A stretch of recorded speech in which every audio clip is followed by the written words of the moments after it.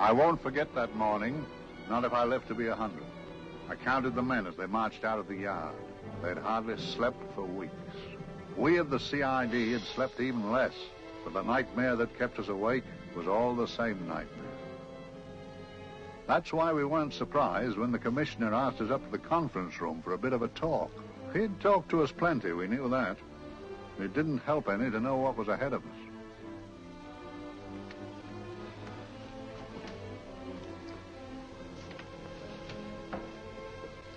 Must we have that window open, Gregson? Oh, shut it if you want to. Chief will be in enough of a temper without having a ruddy blast down the back of his neck.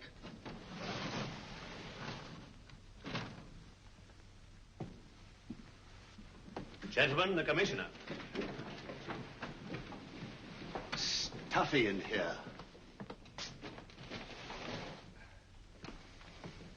Be seated, won't you? Gentlemen, if you wish to know what able men you are, read any of the works of popular fiction that glamorize your achievements, but don't, I beg of you, read the daily papers. They might give you an inferiority complex. I hate to mention it, but we're confronted with a series of the most atrocious murders since Jack the Ripper. And in the meantime, the CID might as well be playing at shove-halfpenny for all the good we've accomplished. Now look. Here, here, and here. Each of these red flags scattered through the city stands for a woman brutally murdered, a woman's terror, a woman's death agony.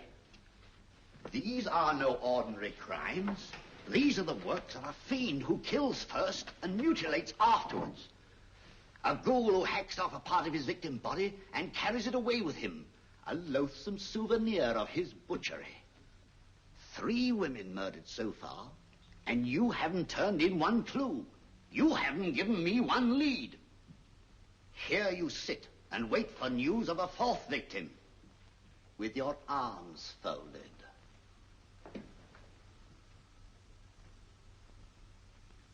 Well, we hadn't long to wait. It was down Lambeth Way where a young woman was hurrying home late last night. She saw something and stopped. It was a constable. He spoke to her and he walked along with her, just in case. He saw her go down the stairway to the basement lodging where she lived. We can only surmise what happened after that.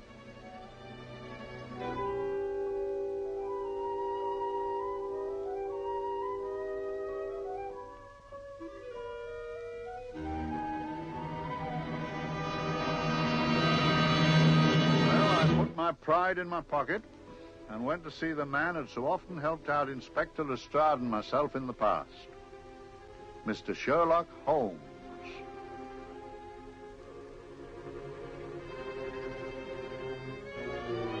If ever a man needed help, I did.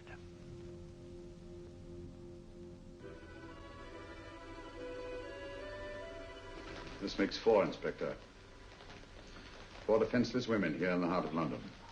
And everyone with the right forefinger hacked off. Not hacked, Inspector Gregson. Cleanly, expertly severed. The work of a skilled surgeon. That's our only clue. Much about the age of my sister's girl. Is there no way of stopping this, Mr. Holmes? Yes. There's a way, somehow. The fiend that did this. I promise.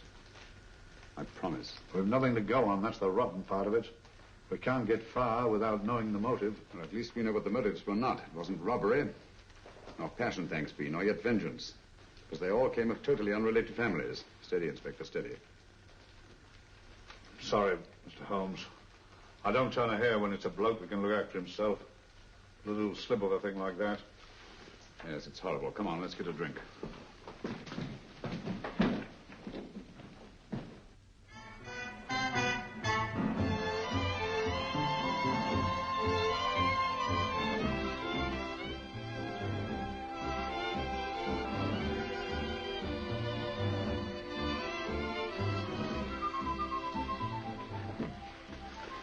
Good evening, Mr. Holmes. Good evening, Vincent. Whiskey and soda, please, and a double for my friend here, Inspector Gregson. Very good, sir. Make mine Irish. Decent of you to give me a hand with this thing, Mr. Holmes. Always a pleasure to be of help to Scotland Yard, Inspector. Little out of my line, looking for a maniac who murders just for the fun of the thing. Or perhaps just to get a human finger. In all 4 cases, the murderer risked capture by stopping to secure a finger. Wonder what for? Who knows? He's just a madman. Perhaps there's method in his madness. If we could just trace those missing fingers. If we could just train the English Channel, we might find a penny. Huh? Oh, thank you. You may keep those, Mr. Holmes. Thank you.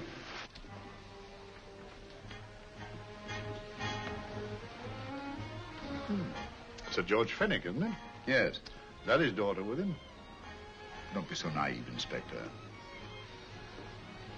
You know everyone, don't you, darling? Well, hardly. A week ago, I didn't know you. A week. How fast it's gone.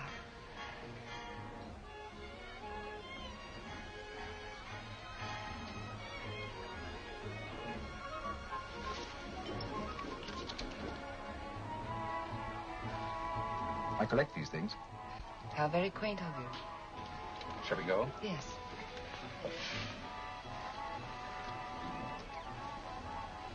What are you looking at, Mr. Holmes? Looking at a very handsome woman.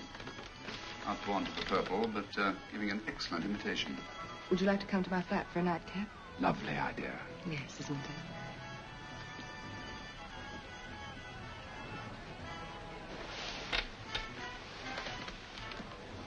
Wonder where she's taking Sir George Fenwick.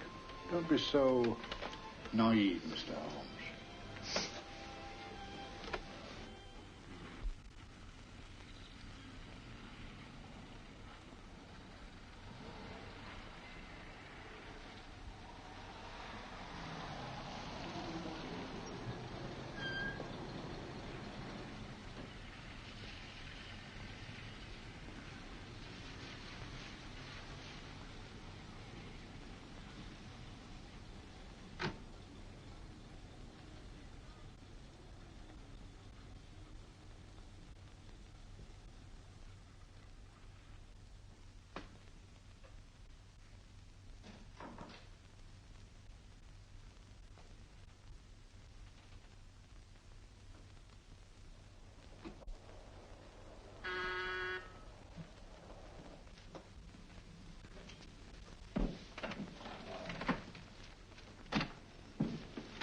Good evening, Mum. Hello, Grandon. Any messages? No, Mum.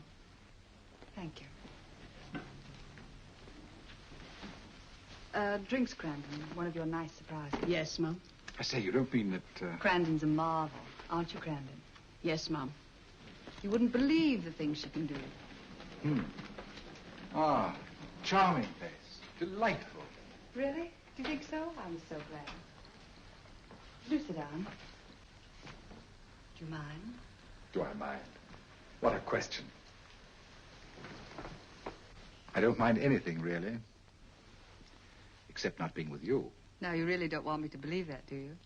Not too seriously. Good. We're both quite grown up, aren't we? Quite.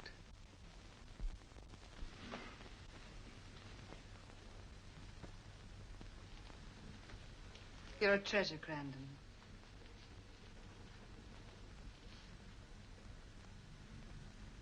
And lower the lights a little as you leave.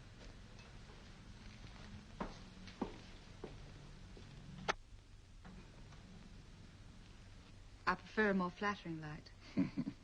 In any light, you'd be... Would I? And don't you know it? Perhaps I do.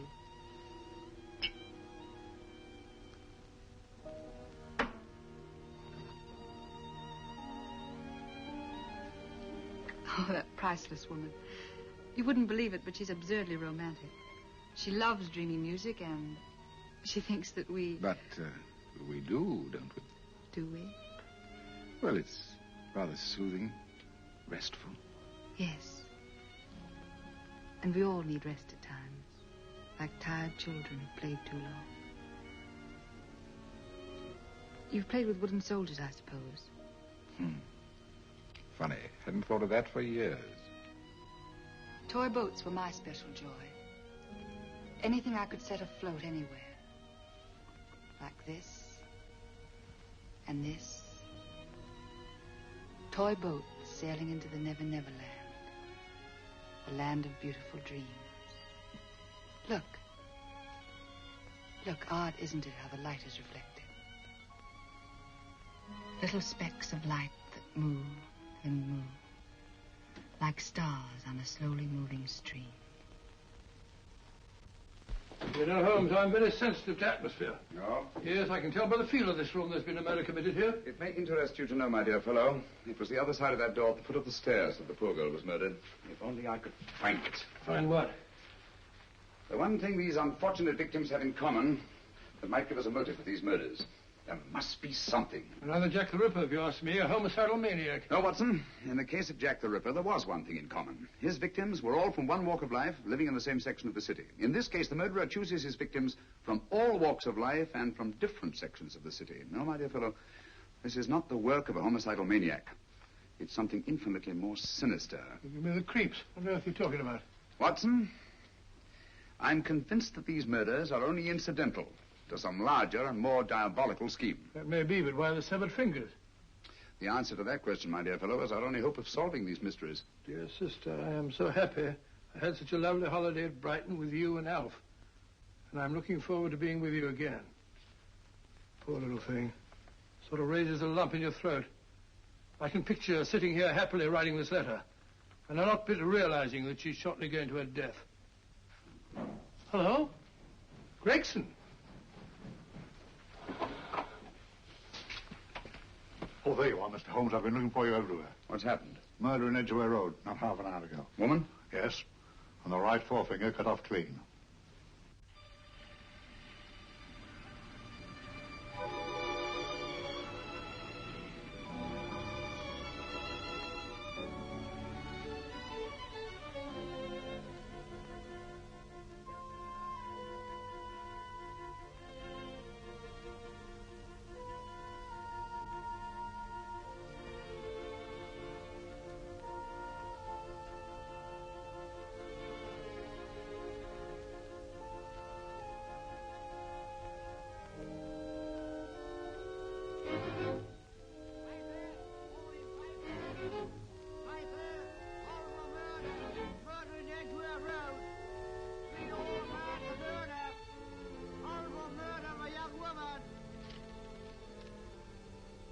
Your papers.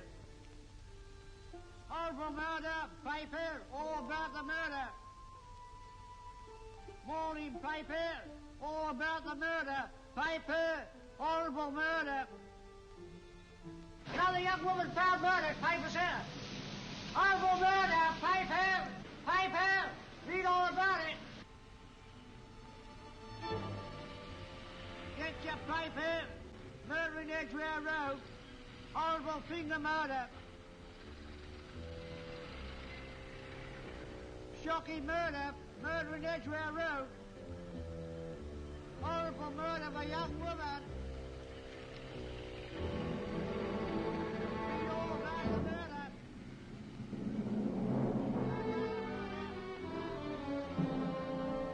Only fancy, Mum. There's been another of those horrible murders. Dear, dear, how shocking.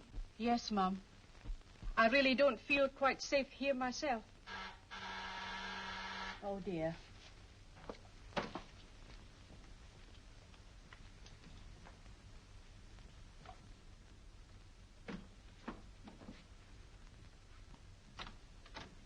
Why, Sir George! I must see Miss Marlowe at once. I don't know if she... I must see her. Where is she? Lydia. Why, Sir George, what is it? What happened? I don't know. You'll have to help me. You've got to help me. But I don't understand. Listen, I woke up a few minutes ago in a cheap boarding house off Edgware Road. I don't know how I came there. I don't know when. The last thing I remember is being here with you. Calm yourself, Sir George. When did I leave here? Well, it was about It was 10:45, Mum. Precisely. You seemed, forgive me, just a little distressed. Detached, not interested. I thought I'd said something to offend you. I don't remember.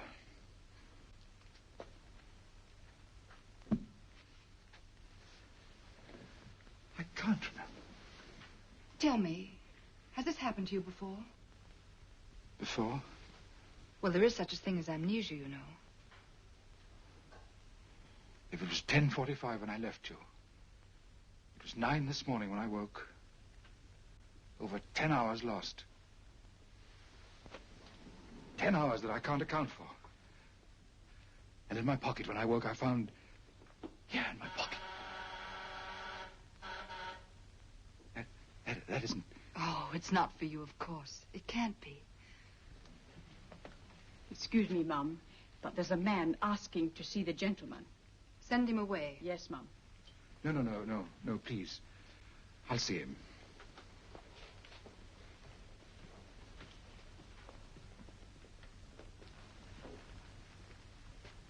Well?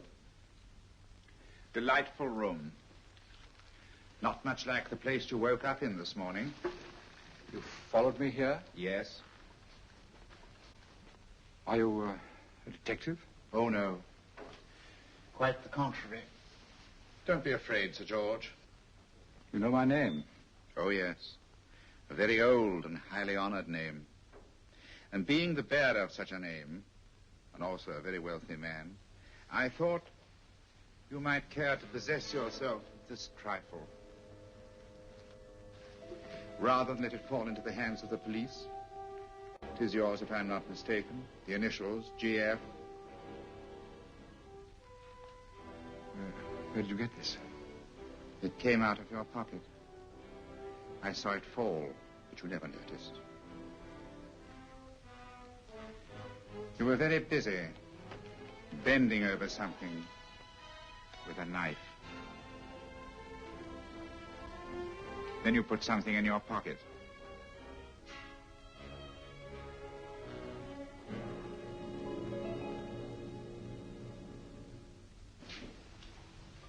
Come along, Holmes, come along, come along.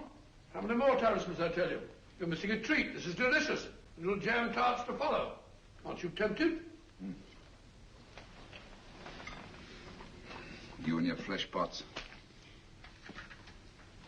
They tell me that fish is good for the brains. Brains haven't any. You realize that a whole day and a night have gone by since that bestial affair in Edgware Road? I'm as much in the dark as ever.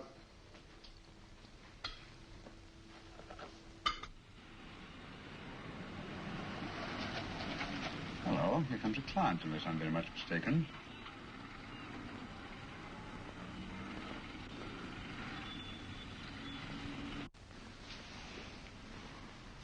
Well, attractive. Very attractive.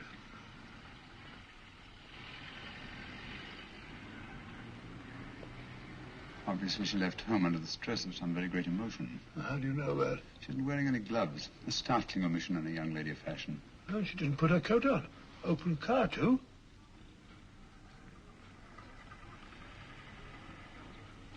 Furthermore, there's something in that bag she wants to show me.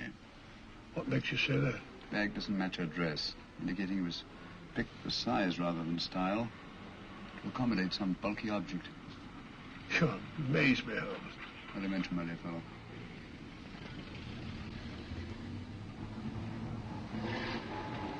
Well, that's interesting. What is? That cab, tailing at the empty house. I wonder why he followed her here. Oh, wouldn't you? Quite possibly with glasses.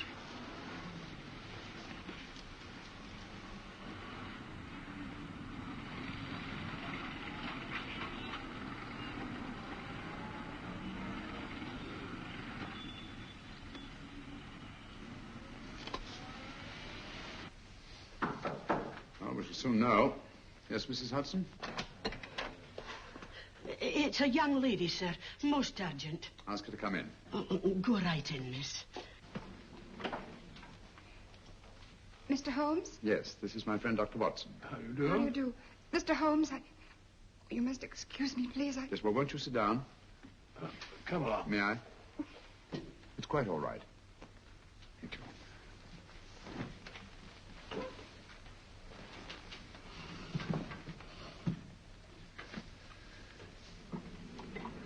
Now, try to control yourself, Miss Fenwick. You're with friends. You know my name? No magic, I assure you. I've often seen your picture. You're the daughter of Sir George Fenwick, aren't you? Yes. It's about my father that I... What about your father, Miss Fenwick? Oh, I don't know what to do. He's always been the nicest, dearest person. Only since Mother died. Yes, but we know. So I didn't think anything of it when he was away all night before last. But he didn't come home until yesterday at tea time. He didn't come in for dinner at all. Just paced up and down in the library hour after hour. I begged him to let me in, but he wouldn't. Steady, steady. Now take your time. I couldn't sleep a wink last night. Then I started hearing things. Hearing things? What sort of things? I heard someone in the garden underneath my window. Then I saw a figure moving down the garden path. And I recognized my father. Stealing through his own garden like a thief.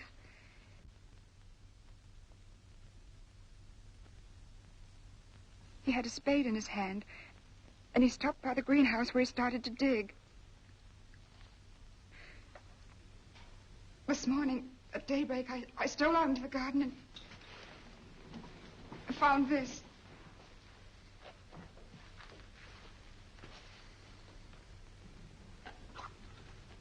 A finger. A human finger. Ring up Scotland Yard, Watson. Ask them to get hold of Inspector Gregson and tell him to meet us at once at George Fenwick's house, Kingston. Operator, get me Scotland Yard quick. Where's my father, Norris? He's still in the library, miss. Thank you. We'll see him right away. Will you come with me, please? Thank you. I got your message, Mr. Holmes. Yes, indeed. Dad, may I come in? Dad. It's funny. He doesn't answer. Do you mind? Please do. Thank you. Watson, quick. Oh, Come along, no, my dear. no, no. Take charge, Miss Fenwick, please. Sorry, sir. No, miss, please. Please come along with me.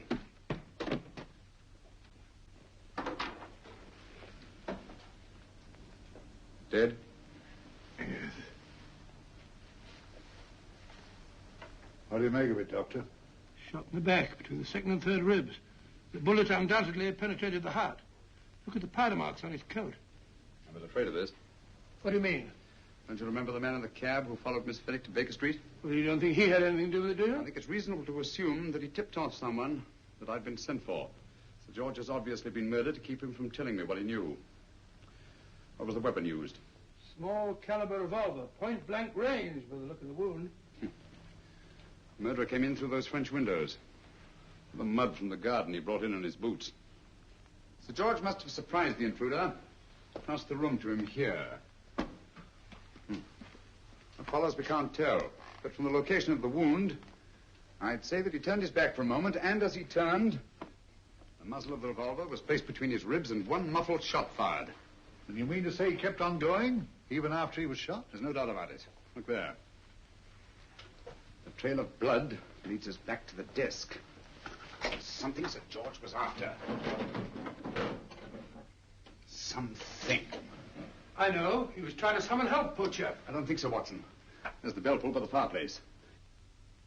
No, you'll notice from the trail of blood that Sir George made straight for this desk here. I wonder. There was something he was desperately anxious to get. Hello. His right hand's clenched. That's perfectly natural. Death agony. But the left hand lies open. Why only one hand clenched in the death agony? The right hand, the hand nearest the desk. Please note that. If Sir George took something off this desk, something so important that he spilled his last drop of blood to get it, I want to know what it is.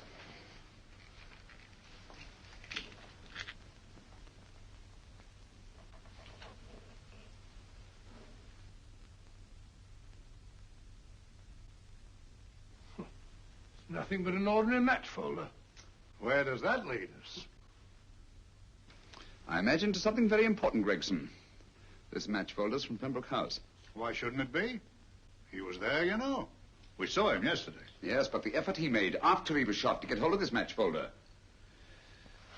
It's just possible he wanted someone to remember Pembroke House. He may have wished to recall it to someone who saw him there. Someone who, like ourselves, saw him with a woman.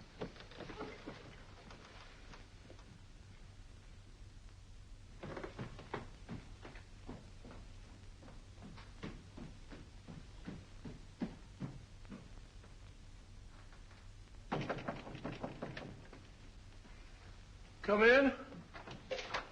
Oh, Dr. Watson, this came by hand for Mr. Holmes not 10 minutes ago. Thank you, Mrs. Hudson. That would be the report from Mr. George's bank. Report from Sir George. Oh, really? Don't you remember his daughter told us that he'd just closed his account? Had it looked into at once.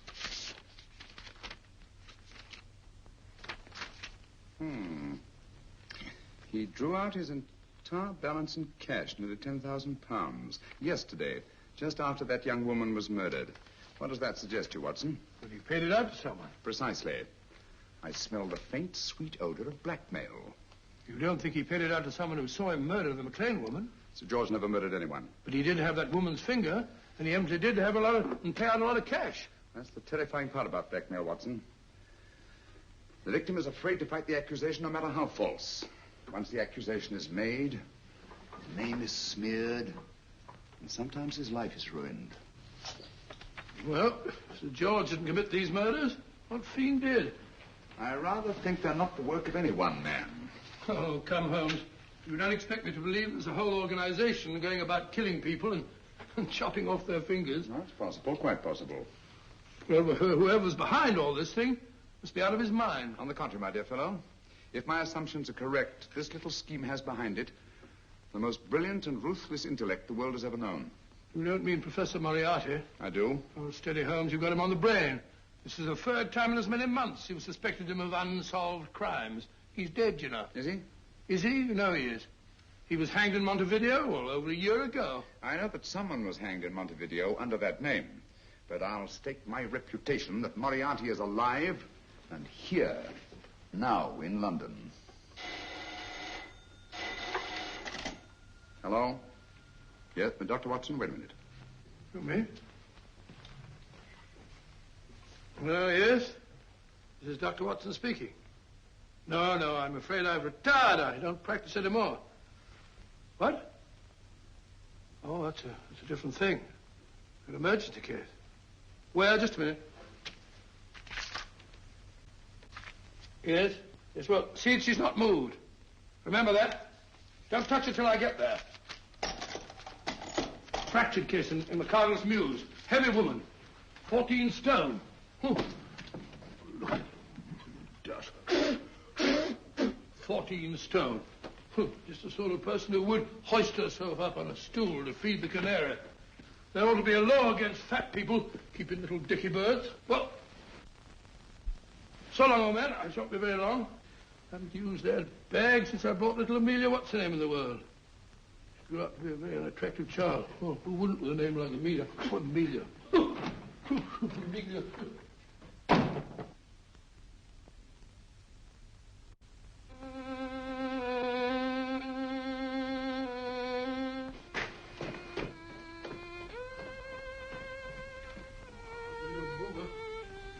People so stupid about accidents.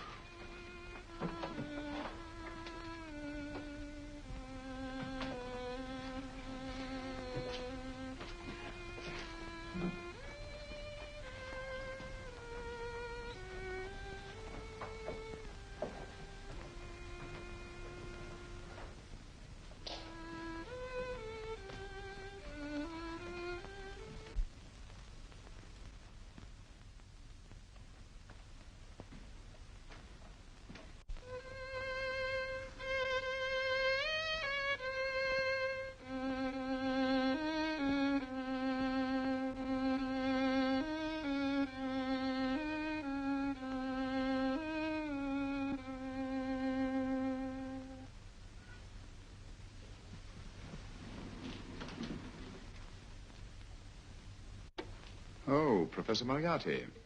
Not that I wish to appear inquisitive, but to what am I indebted for the pleasure of this visit? Scotland Yard will be interested. It's very convenient for me to have Scotland Yard think that I'm still dead in Montevideo. I never dreamed of fooling you. Thank you. The thought occurs to me, Mr. Holmes, that there are some advantages in living within the law. You're very comfortably fixed here, aren't you? As I get on in life, the little comforts appeal to me more and more. Oh, I beg your pardon. Won't you sit down? Thank you.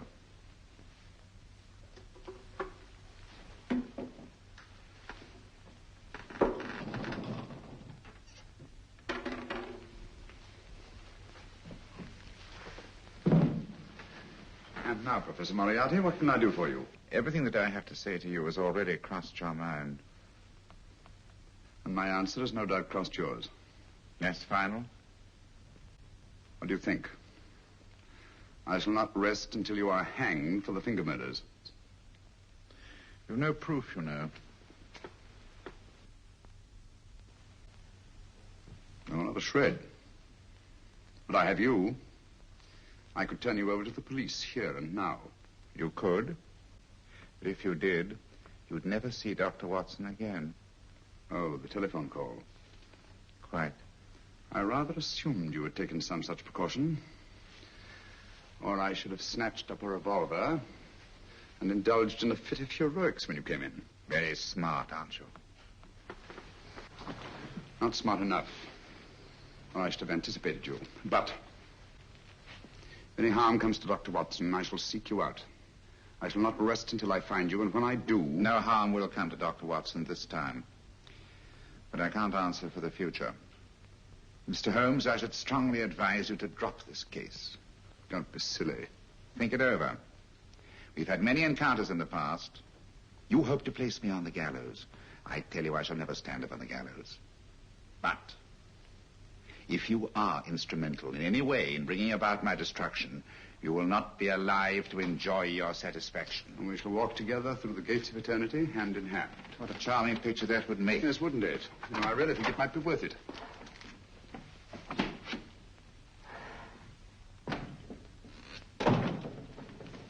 Shoelaces, Governor? Tuppence a pair.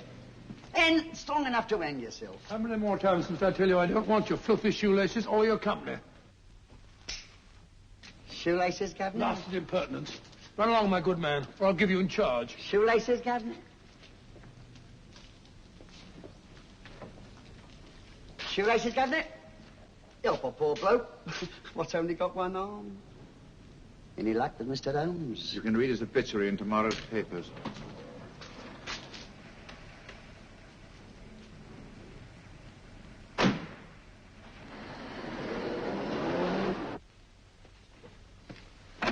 Oh, there you are, Watson. Come in. I was, just going out to look for you. Look for me what for? Suppose you don't think I know my way about. Well, you're right, I don't. Blast all practical jokers anyhow. Know where I've been? On a wild goose chase. Exactly. There's no such number in McCardle's Muse.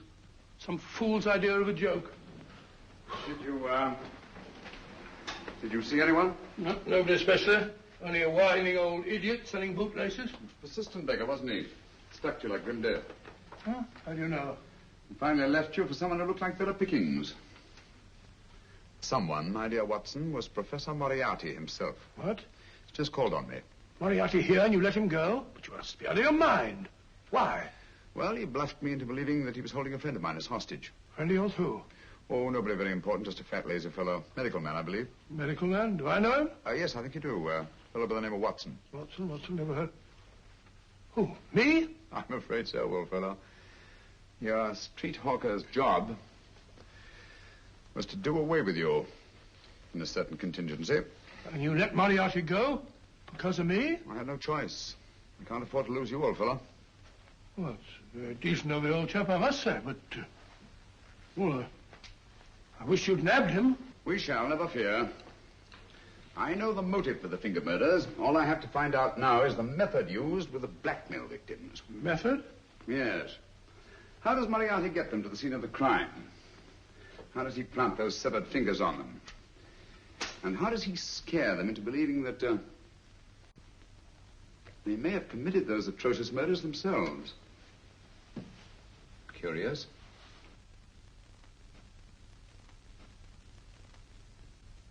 Very curious. Huh? Curious? What's curious? That window in the empty house across the street. First floor front. Oh? What's wrong with it? It's open. Why shouldn't it be open? Well, it wasn't open half an hour ago. I'll stake my life on that. Oh, that's not our business. Let it stay open. I wonder if you'd go over, old fellow, and see what's the matter. Oh, trespassing. Against the law. Very well, I'll go myself. Oh, well, if you're going to put it like that, ridiculous waste of time. Going about shutting windows at this hour of the night. Yeah, you better take this torch. Well, take what? Dignified job for a doctor.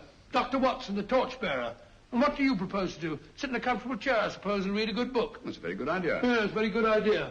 While I play night watchman, you have a nice read. Mm-hmm. Good night. Have a good time. Have a good time? What do you mean, have a good...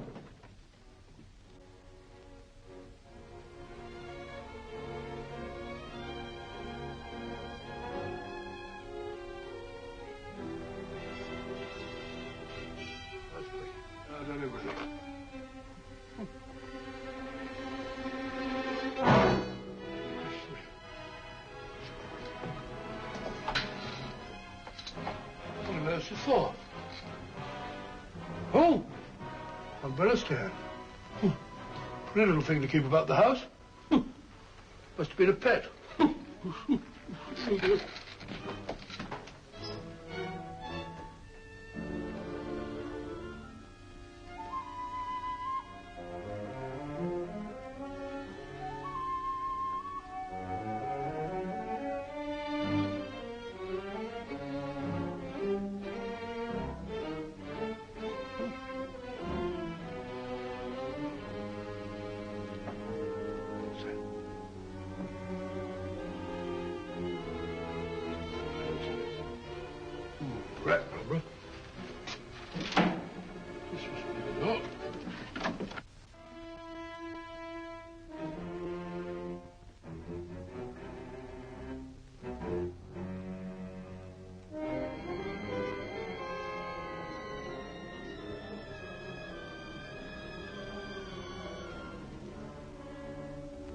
He sits comfortably reading a book.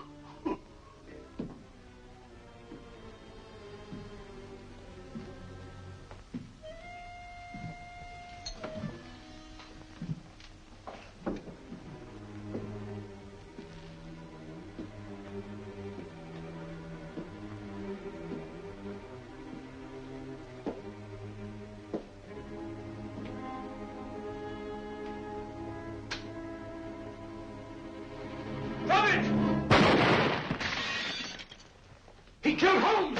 He killed Sherlock! Watson. You? But I saw him shoot you a second ago. Not me, my dear fellow. Merely the bust of Julius Caesar. Incidentally, you may have noticed that all through the ages, prominent men have prominent noses. Oh, I'm afraid we're in for terrible trouble again with Mrs. Hudson. Window smashed, plaster all over the floor. Get up, you.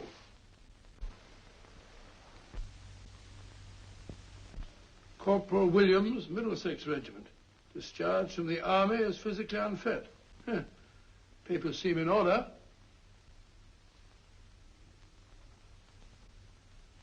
Now, Corporal Williams, you've seen service in the Far East, haven't you? The East? I thought so. Look at his complexion, Watson. Yellow as saffron. He's been taking atabrine. Cure for malaria. Sniper, aren't you? Sniper? Why did you try to kill me? I had to kill him. I had to. Oh, snap out of it. Stop it, Watson. He's shamming. No, he isn't. Who told you to kill me? She told me. She told you?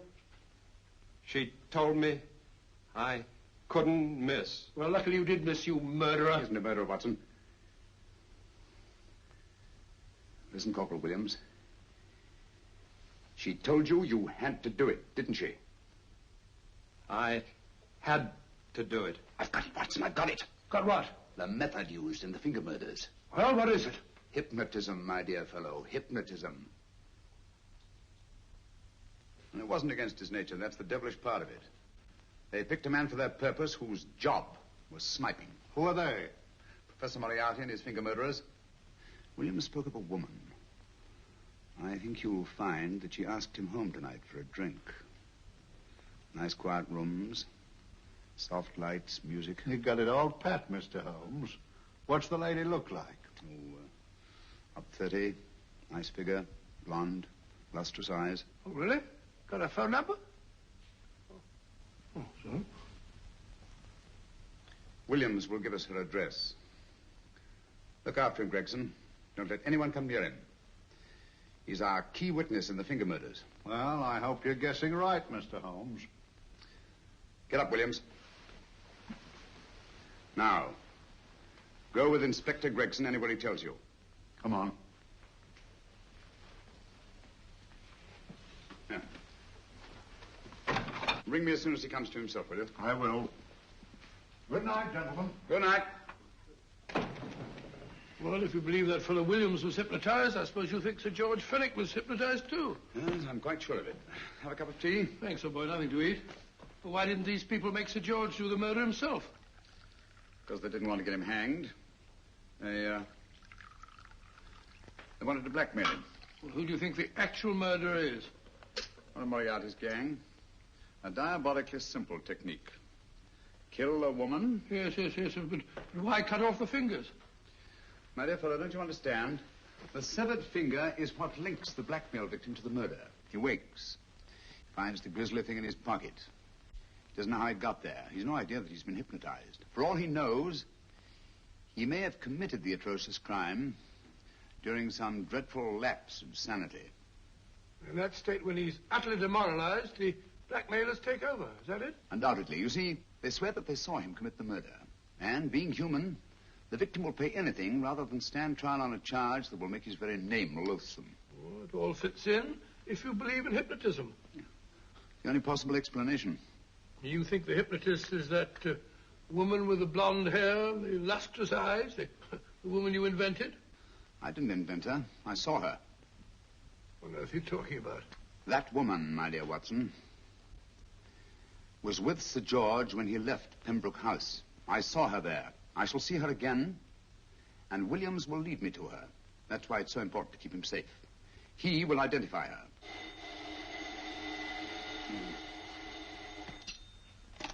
Hello? Yes? Inspector Gregson? What? Well, get every constable in the district. Yes, I'll be over at once. What's happened, Holmes? Williams is missing. Great Scott! Come on.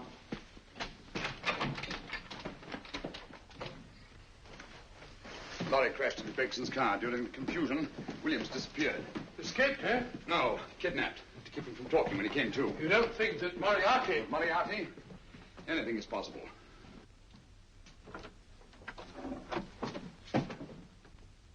Williams! Dead. You see? Anything is possible.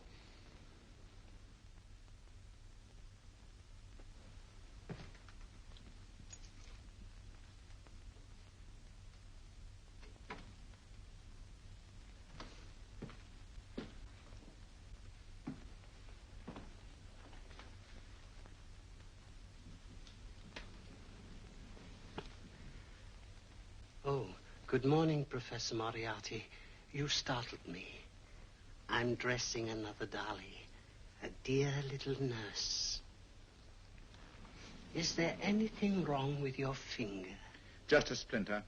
Nasty thing, splinters. Most trying. One can't be too careful, but I'll get it out for you. I have the very instrument to help you.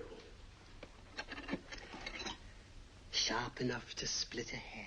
Put those tools away until they're needed. But they're not tools, sir. They're instruments. Put them away. Is Lydia in? Yes. But really, you should let me. Get dressed.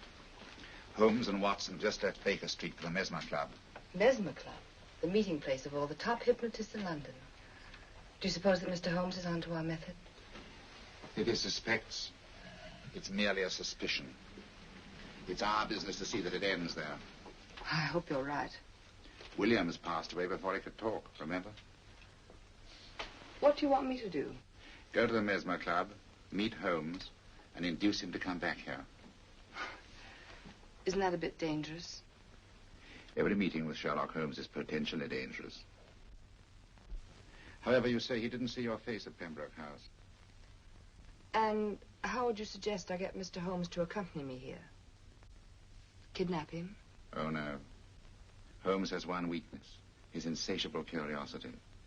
If you can arouse that, you can lead him anywhere. It's up to you to take advantage of any opportunity that may arise. This way, please, gentlemen.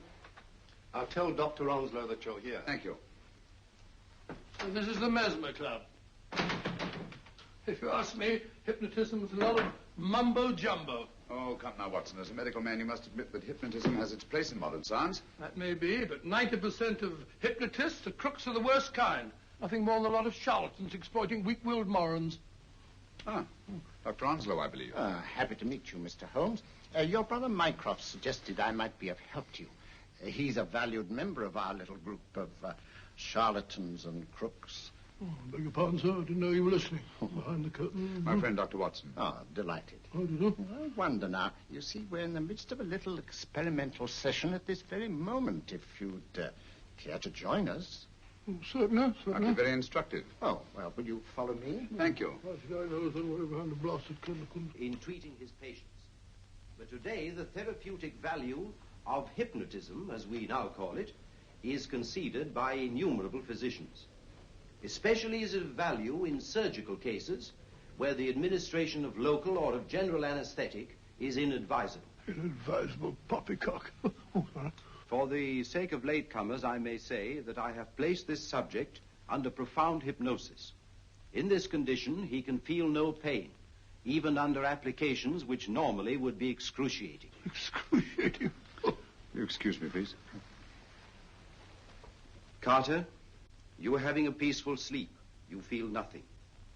Your arms and your hands are without sensation. Mowbray, the long needle.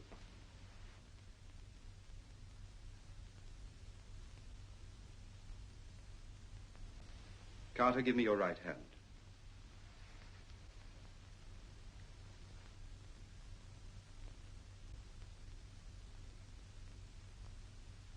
As you observe, the needle has been thrust completely through the subject's hand. No feeling, no pain. This lack of feeling is the one infallible test of profound hypnosis. Nonsense. Fellow's full of drugs. Well, isn't he? Definitely not, Doctor. Wake up, Carter, wake up. You feel well and rested, remember. No pain anywhere. Wake up, wake up. I say, when are you going to begin? All through, Carter. Stand up. This way, sir. And, are these all the people that come here? Oh, no. Others keep dropping in all the time. I suppose it's all right for those who believe in it, but of course, I'm a professional man myself. Then you don't believe in hypnotism, Dr. Watson? Oh, I don't deny that there are certain types of hysterical, feeble-minded people who go on if you point your finger at them. But anyone with an ounce of character... How right you are. You see right through our little artifices, don't you, Doctor? Right through, my dear sir. Right through. Right so. But with the feeble-minded, as you say... excuse us, Mr. Holmes. Certainly. Step over here, won't you? Certainly, sir. Anything to oblige. Let me show you how easily we charlatans take advantage of them. Now, sit down, Doctor. Now, we set a thing like this in motion. It's wonderful, the attraction on the feeble-minded, of course. The continuous motion, if they just let themselves follow it.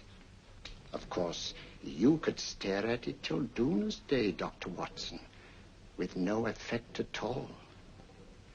Still, it might make you a little drowsy, like the white ribbon of road at night when you're driving. The rhythm is smooth, unbroken, and the road goes on and on, round and round, always the same, winding and winding. And you're drowsy, you're tired. Let the road come into you, as it were. The long road, the smooth road, the road to sleep. Sleep.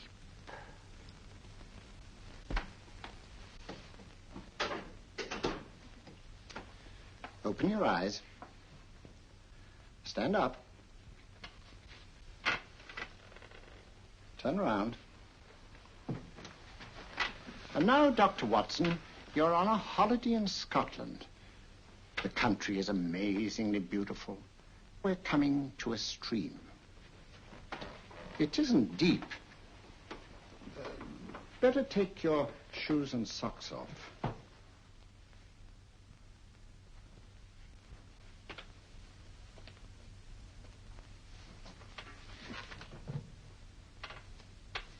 Roll up your trouser.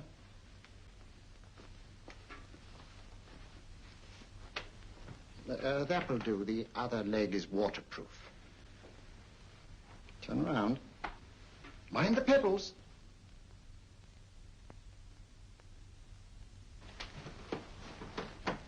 Sit down.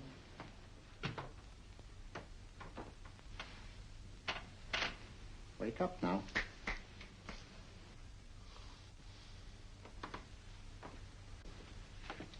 I see. What I tell you, it didn't work with me. Why, nobody with an ounce of character.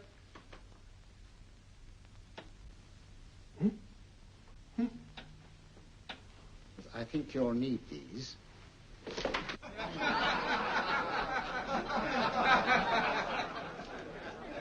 Nothing to laugh at. Watson, she's here. Oh, the woman you're looking for? Yes, I'm going to meet her. Perhaps I can induce her to take me to Moriarty. Do you think it's wise, Holmes? It may not be wise, but it's essential. After all, I've held me on with Moriarty in the past. But isn't it dangerous? She might be a hypnotist. My will isn't stronger than hers. I deserve to be hypnotized. I feel I must protest, Dr. Onslow. I was told this was a gathering of serious students of a great science, and I find myself in a company of buffoons. Oh, my dear madam. Elliott's and Esdale brave. Were those men martyrs for the truth, that you may laugh over your childish, cruel tricks? I must say I'm in complete agreement with you, madam. This was most unnecessary performance, Dr. Onslow. Beg your pardon, sir. My name is Holmes, Sherlock Holmes. At your service, madam. Thank you, Mr. Holmes. I'm afraid I've created a rather embarrassing situation. But you see, I'm interested in the serious study of hypnotism. So am I, too. Perhaps we have something in common, Mr. Holmes. Perhaps we have. Would you join me for a cocktail at Pembroke House? I'd like it. Good.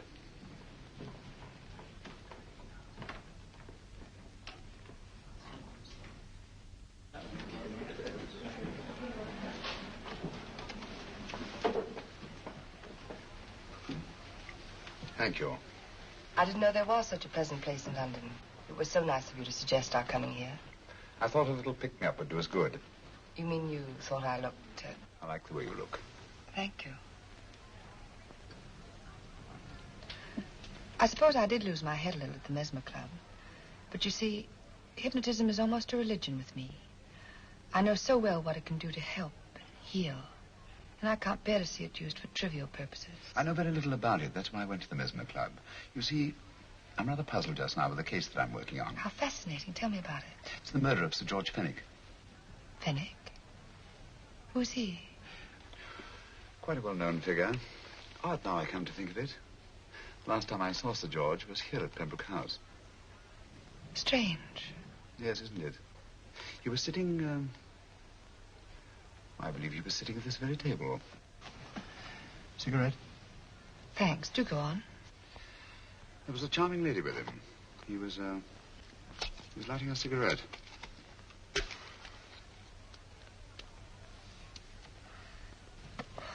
Charming. Did you see her face? No worse luck. Merely her back. How unenterprising of you. Yes, wasn't it? Afraid I'm getting a little older. I shouldn't say so. That's nice of you. Still, the first time in my life, I've got hold of a case that's beyond me. I'm actually losing sleep over it. You know, Mr. Holmes, I believe I could help you. Really? I should be very grateful. You're amused. No, merely skeptical. How would you go about it? I've used hypnotism more than once in healing. Not for profit. I'm not a professional. But I do think I could help you. If you'd care to... I can't think of a pleasanter experience.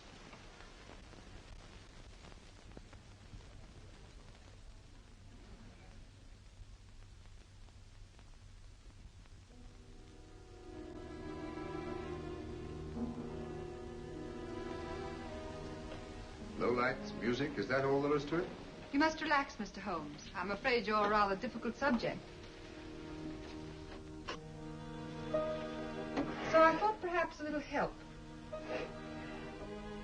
Materia medica might be advisable. Drugs?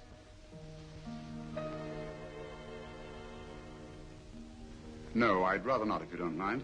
As a matter of fact, I'd rather not myself. But Schrenk-Notzing, he practiced in Munich, you know. Believed it the best means for difficult subjects. Do you mind? Well, as a matter of fact, I don't approve of sedatives. Just as you wish. We don't have to go on with this at all, you know. Wait a minute.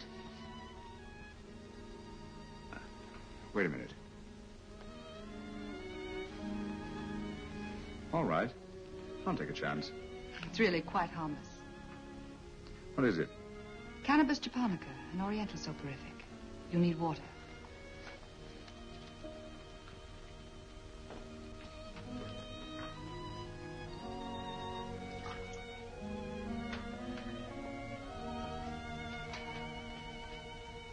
Thank you. Now sit down, Mr.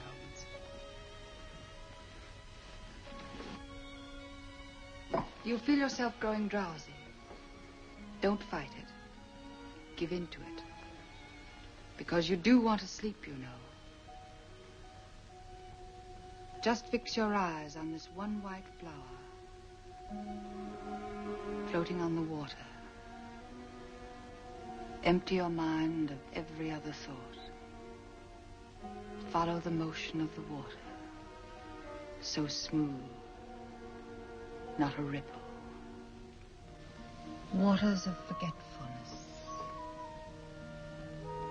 Steady.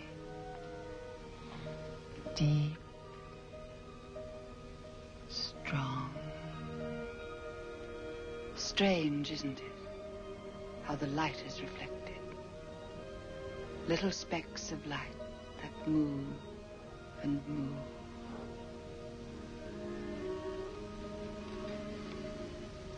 It's restful here. It's peaceful. It's friendly. And you're very close to finding what you're looking for. You'll find them soon now. The guilty ones. When you're rested, gentle waters closing over you. Steady, deep, strong, drawing you down, down, down.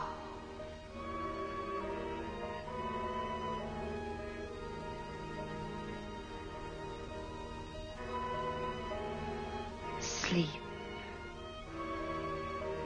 Sleep. Sleep.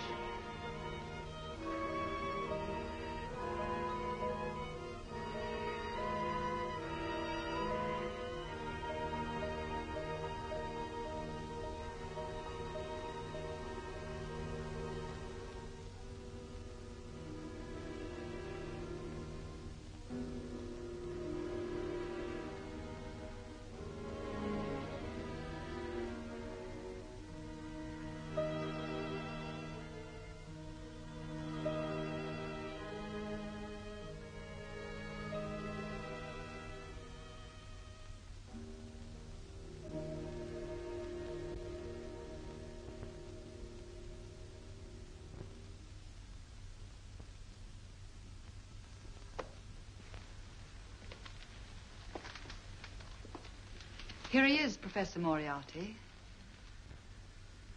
Stand up, Mr. Holmes.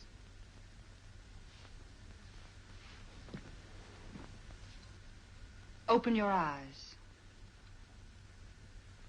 Face this way. Are you satisfied? We are dealing with a clever man. He may be shamming. There's just one infallible test for profound hypnosis. You ready, Dr. Simnel?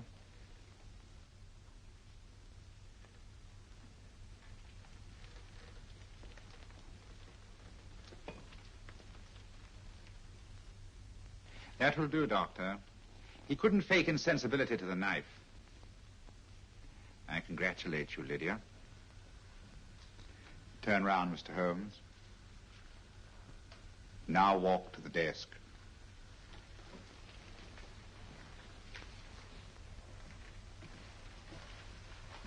Sit down. Take that pen and write what I tell you to write. I have at last found a case which I cannot solve.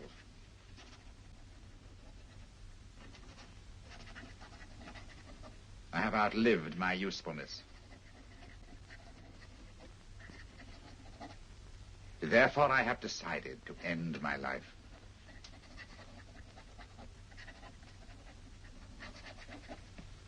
Sign your name. Now blot it.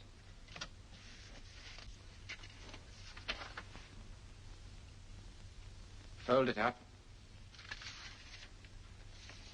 and put it in your pocket. Come, Mr. Sherlock Holmes.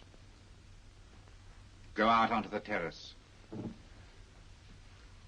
But it won't look like suicide, sir. I'm sorry, but Mr. Holmes' injuries must all be self-inflicted.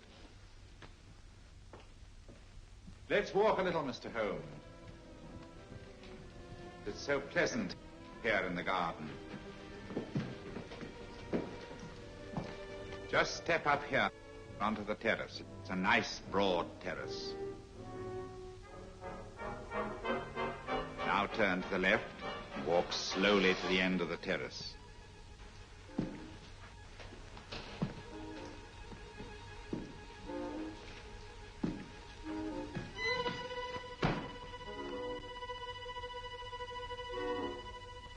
Don't stop. You must walk to the end, you know.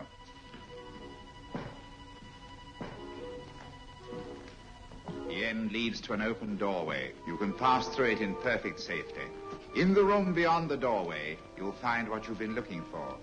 Must you drag this on? This is the moment I've been anticipating for a long time, my dear. Go on, Mr. Holmes.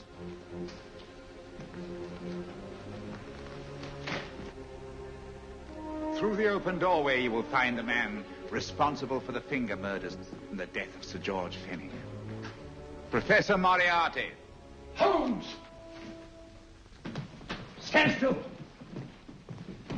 What a beautiful view, Watson. I'm quite enjoying it. No, you're not. You're hypnotized. You're under a spell. Stand still. Don't move. Steady, Holmes. Steady does it. Stand perfectly still where you are. Nonsense, Watson. You don't know what you're doing. Of course I know what I'm doing. You mean you're not hypnotized? Certainly not. Then get off the wall, you idiot. Oh, look out! Holmes! Oh, Dear fellow. What were you doing up there? Holding the fort until you arrived. What kept you? Well, I ran into a spot of trouble on my way to Scotland Yard. I was arrested for exceeding the speed limit. Your luck seems to hold, Mr. Holmes. I'd hardly call it luck, Professor. You see, I substituted a drug of my own for the one that this dear lady pressed on me. You are clever, aren't you? A drug that, although it leaves the subject conscious, renders him quite insensitive to pain. That accounted for my lack of reaction to Dr. Simnel's knife. Well, Gregson, quite an impressive haul. Even Inspector Lestrade himself couldn't have done any better. Thanks, Mr. Holmes. Take him away. All right, put her in the van. I was right, Mr. Holmes. You are a difficult subject. Thank you. And now, Professor, our score is settled. Au revoir until I see you on the gallows. The rope has not been made that'll go around my neck. Come on.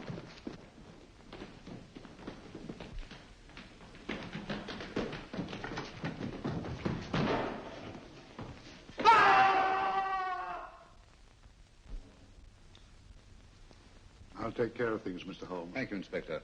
Come on. An evil man, Holmes, but what a horrible death. Better than he deserved. What are you thinking of? I'm thinking of all the women who can come and go in safety in the streets of London tonight. The stars keep watch in their heavens. And in our own little way, we too, old friend, are privileged to watch over our city.